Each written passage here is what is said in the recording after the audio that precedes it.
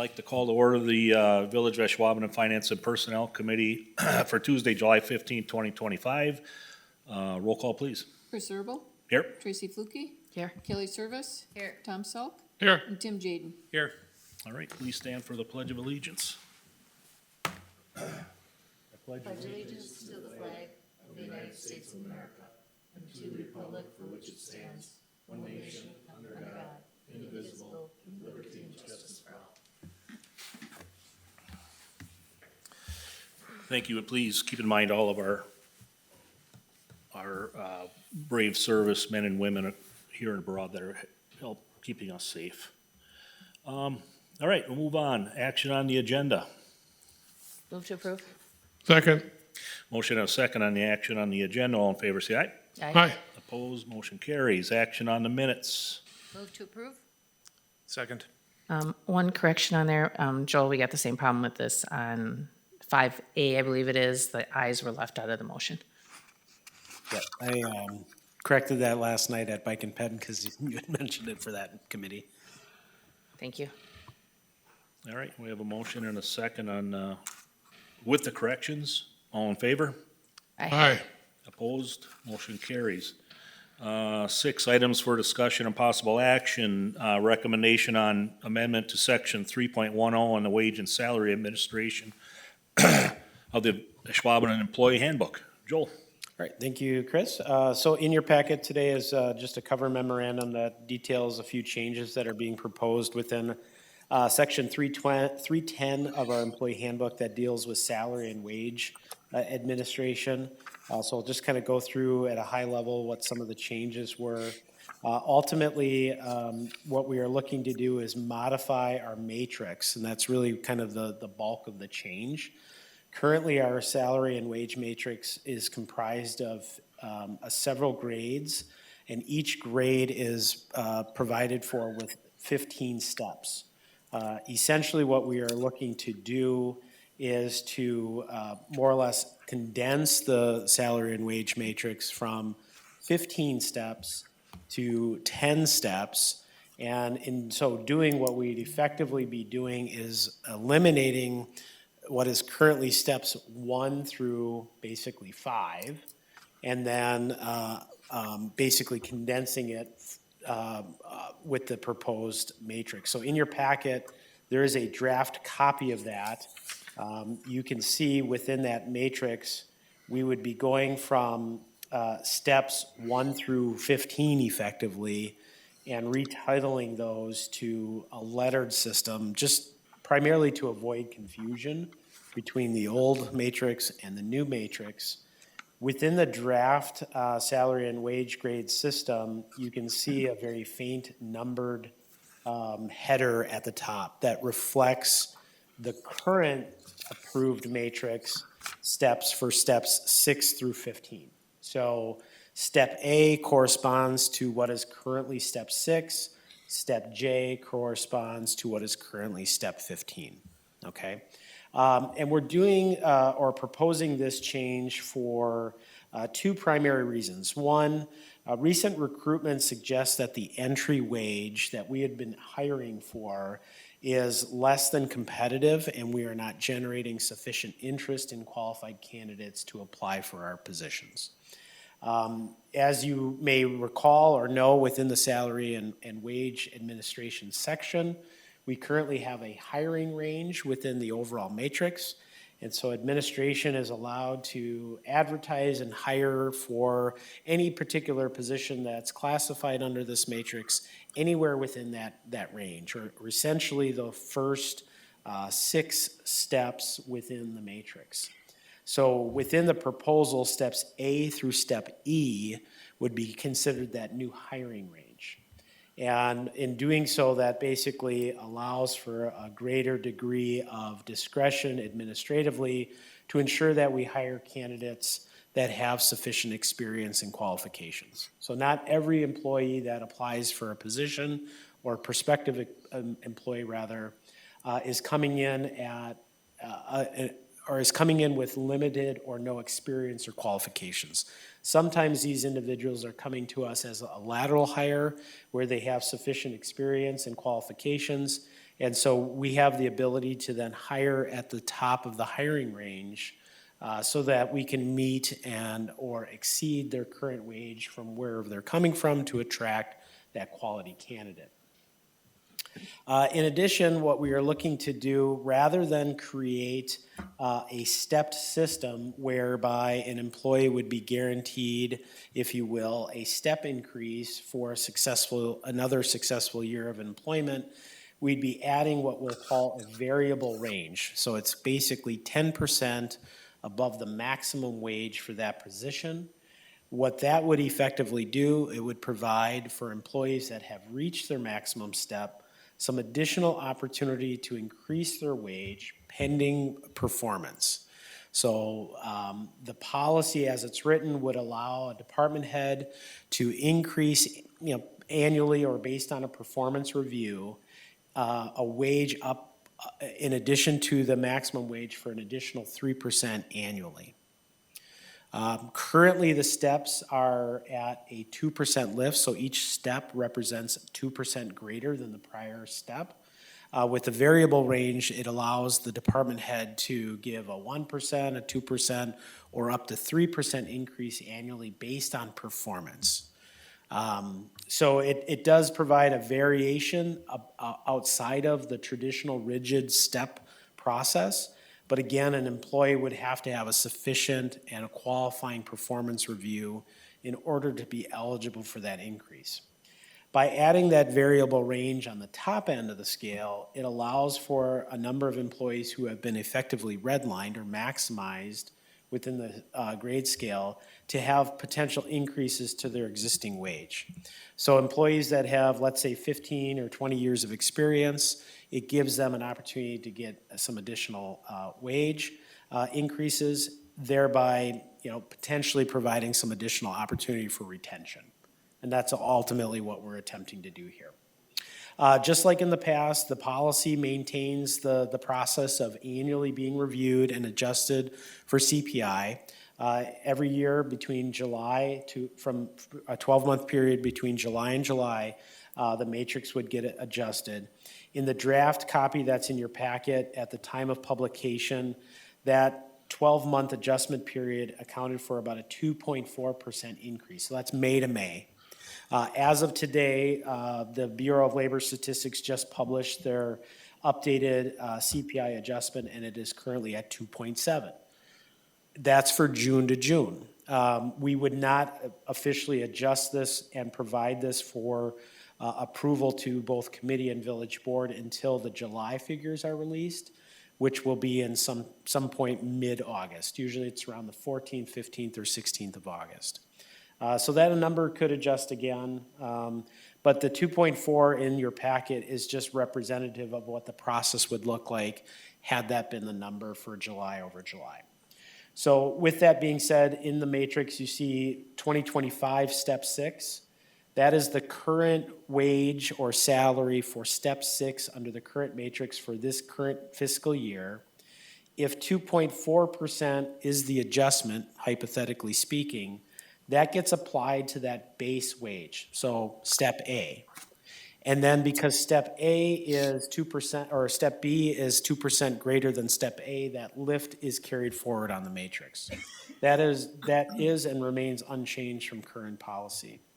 And again, even though the policy indicates that we will make adjustments to the matrix based on the BLS's annual CPI report, it is still at the sole discretion of the village board as to whether or not you're going to provide that increase. So the point there is that if under certain economic conditions, the village just simply is not tolerating of a substantial increase to the matrix, they certainly have that discretion. I don't want to make it seem like based on the written policy that the board could say, well, given certain economic conditions, I know the BLS is indicating a 2.4% increase. We are only going to increase it 2% because of certain specific conditions here at the village. With that, I will caution, obviously, if you decrease the amount of increase from that of the CPI, over time, that could create a catch-up condition whereby in the future, now all of a sudden you have to make a large increase to account for other conditions that happened over time. So in my professional opinion, I think it's always important to make sound adjustment decisions so as you don't fall behind over time. It should be noted that Megan and Human Resources is working through doing some initial or some quick comparables with other municipalities. So if this particular change or amendment is recommended for approval, ultimately what it would do is change the policy. But again, in August, we would present the final matrix for consideration and approval. We do suspect at this time with this change, we will find that we are highly competitive to our comparables just by making this change alone. So I don't suspect any comparable changes to the matrix itself. The structural changes that are being proposed at this point are suggesting that that will be sufficient to maintain competitiveness with other municipalities. So with that, I'll answer any questions. Greg and Megan are here to certainly talk through any thoughts as well. Otherwise, what you're looking to do tonight is make a recommendation for approval on the policy, not approval on the matrix itself. The matrix would be again presented in August for final approval. So Joel, you said you basically eliminate steps 1 through 5 today. Correct. How many employees are in 1 through 5 today? And what, do they automatically jump then to 6? Correct. So we, as of today, I believe we have 3 employees that are within that range. So if this were to go into effect, the effective date would be January 1, 2026. And they would advance to that immediate step A, if you will, to that next highest corresponding grade. Okay. Any other positions that are, let's say, in step 11, which in this would be, pardon me, step 11 would be step F under the new matrix. They would be at step F, and then maybe because of performance are eligible for a step increase, they would go to step G. So there would be no other corresponding or correlating step increases beyond just those that are within that current hiring range, if that makes sense. Thank you. Tracy looks like You she has a lost me on question. that, so. So let's hypothetically say I am currently at step 11. And at the end of the year, I have my performance review, and in accordance to policy, I would be eligible for a step increase.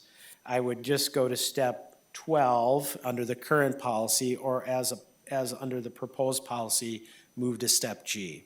I would not have 6 new steps to advance to because of the change on the front end of the matrix, if that makes sense.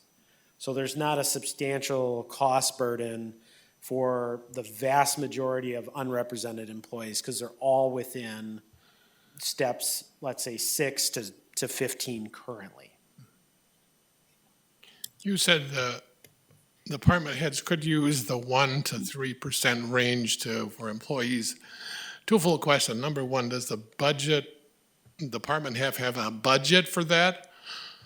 So for his group as a whole, so that if he gives somebody a 3, he's got to give somebody else a 1, or can he give everybody a 3? Yeah, so what we do, and we do it currently, is we budget for those step increases annually within the budget. So with the variable range, of course, there's a little more unknown as it relates to the budget process.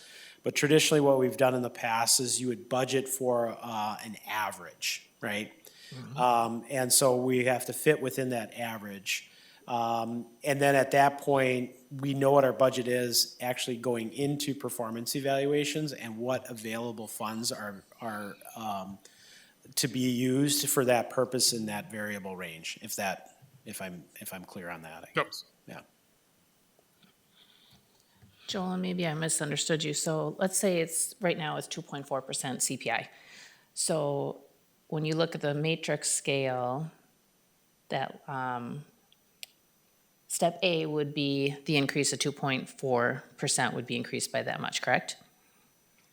Yeah, so what we do in preparation of the budget is we always show what the current base wage is. So in the proposed matrix that you have in front of you, you have that 2025 column. Right, That is technically step A, but under today's dollar. okay, And if you make that adjustment, that 2.4%, that is what is being shown under step A. So that if you were to use grade 16, that 134,240 is currently the 2025 base. 2.4% on top of that would adjust that wage to that 137,462. And then every corresponding step after that, step B through step J, is a 2% lift over the okay, previous. I had thought you said 2.4, but it's 2%, okay. 2%. And then, this may be a question you already answered, and I apologize for this. So, just by the fact that you're going to your next year, you go up a step, correct? So it's at 2%. So everyone is pretty much guaranteed at 2%, and then you have the performance on top of it, like Tom was asking. You could get between 1% and 3% performance increase, if, depending on how you're doing. Yeah, once you get to that full range, there's no more 2% step increases. You're max, because you're Right. hitting the max for the wage. Yeah. So at present, once individual employees are at step 15, they no longer are eligible for an increase. Yeah.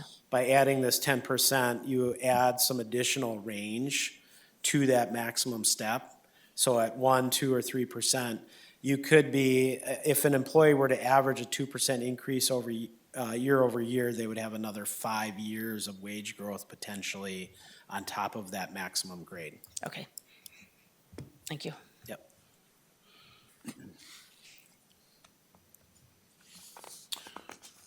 Any other questions for Joel? If not, I'll entertain a motion. I'll move to recommend the village board adopt the amended section 3.10 as presented. Second. All right, we have a motion and a second. All in favor, say aye. Aye. Opposed? Motion is accepted. 7, items for next agenda. Anybody have anything we wanna? That was a quick no. Nothing. If not, we'll move on. Are you gonna have the comparisons for the other municipalities for the next meeting? Yep. Okay. Like, that could be on, Yeah, the final matrix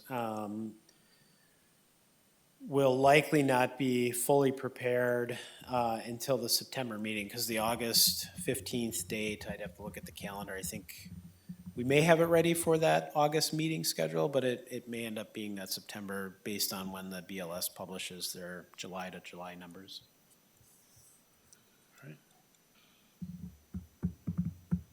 Nothing To else? adjourn?